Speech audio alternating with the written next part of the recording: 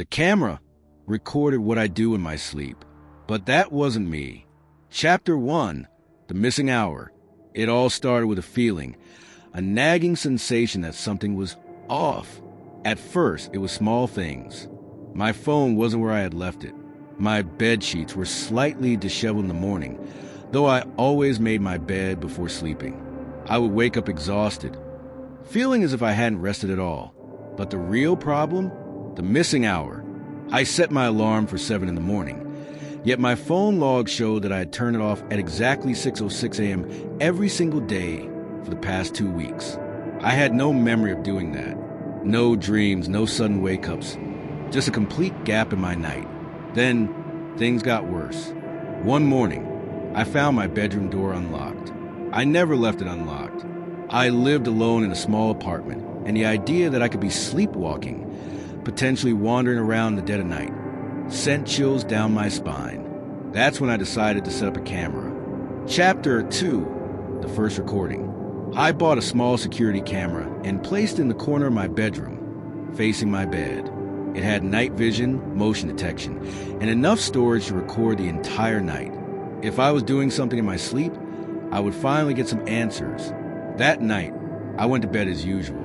My mind was restless, but eventually, exhaustion took over. I drifted into unconsciousness, completely unaware of what the camera would capture. The next morning, I woke up feeling worse than ever. My body ached as if I had been running all night. My throat was dry. A sense of unease settled in my stomach as I reached for my laptop to check the footage. I fast-forwarded through hours of nothing, just me sleeping peacefully. Then, at exactly 3:06 a.m., the motion detection kicked in. I sat up in bed, but something was wrong. My movements were unnatural, slow, deliberate. My head tilted to one side, almost as if I were listening to something. Then, without hesitation, I threw off my blanket and stood up. I watched myself walk toward the door. But here's the terrifying part. I never opened it. The door simply swung open on its own. And then I walked out. I scrubbed through the footage, my heart hammering in my chest. At 4:06 a.m., exactly 1 hour later, I returned.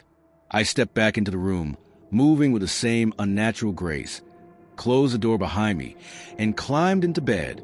The moment I pulled the covers over myself, my body jerked violently, as if something had just settled back inside me. The footage ended. I stared at the screen, my hands shaking. Where had I gone? And more importantly, would it come back? Chapter 3, The Second Night. I should have stopped there. I should have ignored it, deleted the footage, and pretended nothing happened. But I couldn't. I needed to know. That night, I set up 2 cameras, one in my bedroom and one outside my apartment, facing the hallway. I wanted to see where I was going. Once again, I fell asleep. Once again, I woke up feeling awful. And once again, the camera had recorded something horrifying. At exactly 3:06 a.m., I sat up in bed. My head twitched slightly, my eyes unfocused. I stood up and walked to the door. Just like the night before, it opened by itself. But this time I wasn't alone. As I stepped into the hallway, something stepped in behind me. I paused the video, my breath caught in my throat. The thing that followed me had no face. It was just a shadow, a human-shaped void, darker than the darkness around it. It moved with me, mirroring my steps perfectly. For an hour, I was gone. Then, at 4:06 a.m., I came back. The shadow followed. But as I entered my room, the shadow didn't. It stayed in the hallway, watching. The door slowly closed. I didn't move for a long time. My laptop screen remained frozen on the last frame, me lying in bed, peaceful, unaware. And just beyond the door frame, something waiting. That's when I heard a sound, a soft knock on my bedroom door. Chapter 4, The Knock. I didn't move. The soft knock on my bedroom door sent ice through my veins. It wasn't loud or aggressive, just a slow, deliberate tap, tap, tap, like someone was waiting. I glanced at my laptop screen, still frozen on the final frame. The shadowy figure stood outside my door. It wasn't inside, right? I swallowed hard, forcing myself to stay calm. It's just my imagination, I whispered, "Just paranoia." Then came the second knock, closer this time. I jerked back, nearly knocking over my chair. My breathing became shallow, my pulse hammering against my skull. I wasn't imagining this. Someone, or something, was on the other side of my door. I reached for my phone, fingers trembling. No new messages, no missed calls. The apartment security system showed no signs of forced entry. But when I opened the live feed from my hallway camera, the screen glitched. The footage stuttered, flickering between static and blackness. For a fraction of a second, I saw something. A distorted figure, tall and featureless, standing perfectly still outside my door. Chapter 5. The Shadows Return. I froze. The camera feed was glitching, and I couldn't make sense of what was happening. My heartbeat pounded in my ears as I stared at the distorted image. The figure was so tall, its outline impossibly thin. It was standing perfectly still, but it was clear it wasn't human. The edges of its form seemed to bleed into the surrounding darkness, as if it was part of the shadows themselves. The knock came again. Tap, tap, tap. It was louder this time. The sound of wood meeting wood, sharp and deliberate. It reverberated through the apartment, making me feel like the walls were closing in. I reached for my phone again, desperate to check the time. 3:06 a.m. The same time as before. The shadow outside my door remained unmoving. I could feel the cold creeping through the walls, a chill in the air that wasn't there just moments ago. I didn't know what to do. Chapter 6. A Presence in the Hallway. I decided to take a chance. The knocking had stopped, but something inside me screamed that I had to see what was on the other side. I grabbed the baseball bat I kept by my bed for security and walked toward the door. Each step felt heavier, as if I was walking through thick mud. I reached the door and hesitated for just a second. The knob felt cold against my palm as I slowly turned it. When the door creaked open, I was met with an empty hallway, the dim light from the street lamps outside barely illuminating the space. But then I noticed something. The air smelled different. It wasn't the usual musty, stagnant scent of my apartment. No, this was fresher, almost sterile, as if I had stepped into a space that wasn't supposed to exist. That's when I saw it. In the far corner of the hallway, near the bathroom, there was a shadow. Not the kind of shadow that could be cast by anything physical, but a presence dark and shifting, as though it was slowly breathing. And just as I looked at it, it seemed to grow taller, as if it was reacting to my gaze. My body went cold. I backed away from the door, slamming it shut, my heart hammering so loud in my chest that I thought it might burst. Chapter 7. The Truth Behind the Door. I sat back on my bed, breathing heavily. The knocking stopped, but I wasn't sure if I was relieved or terrified. My laptop was still showing footage from earlier, and I replayed it over and over again, watching the figure step into the hallway and disappear just as I had. But now, something new had appeared. I went through the feed frame by frame. The shadow had moved. No, it hadn't moved. It had stretched, growing out from the edges of the door like smoke filling the cracks in the walls. And as it reached the edges of the screen, it looked as if it was crawling toward the camera. I froze, my skin prickled with fear. I knew then that whatever was happening, whatever had been following me, was not of this world. It wasn't a hallucination or some strange dream. It was real. I had to figure out what was going on. Chapter 8. The Descent. For the next few days, I researched everything I could about the shadows, the knocks, and the strange disturbances in my apartment. I checked online forums, paranormal websites, and even called a few mediums. Everyone had a different theory.